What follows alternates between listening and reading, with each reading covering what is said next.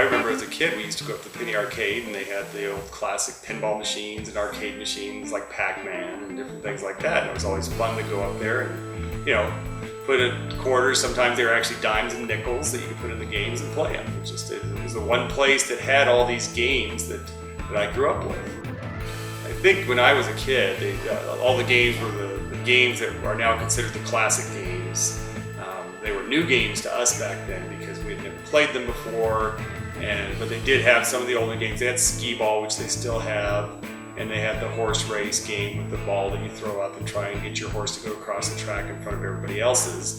But nowadays, they actually have some of the new ride-on games or the Dance Dance Revolution games, things like that they never even had when I grew up. I think it's just that I always liked the games and wanted to see, you know, if I could put one together, and buying one brand new was just too expensive because some of the new games are thousands of dollars, and a lot of them are the newer technology, and they don't play like they did back when I was a kid. And so I started looking around on Craigslist and found that some of the older games that need some work done are in the hundreds of dollars. That's a little loud, isn't it? The Craigslist games were, you know, that needed work were hundreds of dollars, and I've been able to pick up one pinball machine for about $800, another one for $300. The $300 machine was just a box of parts, and I had to figure out where everything went. But it is up and running and operational today. And now I'm trying to build an arcade game also that I got really cheap for only about $100. The pinball machines took about a year.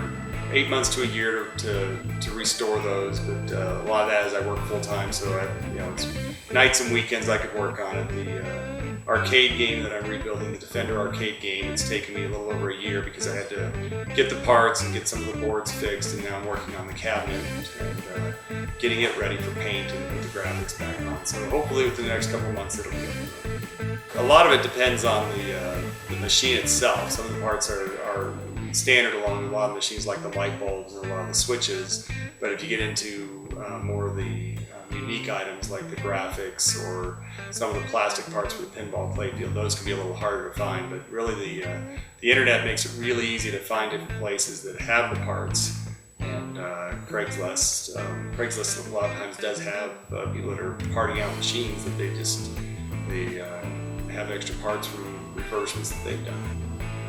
Well, I think after I get Defender together, I'll probably look maybe to get a Pac-Man game or a Centipede game. My kids are wanting those games, so we'll see if we can find those at a good price, and that'll be the next project.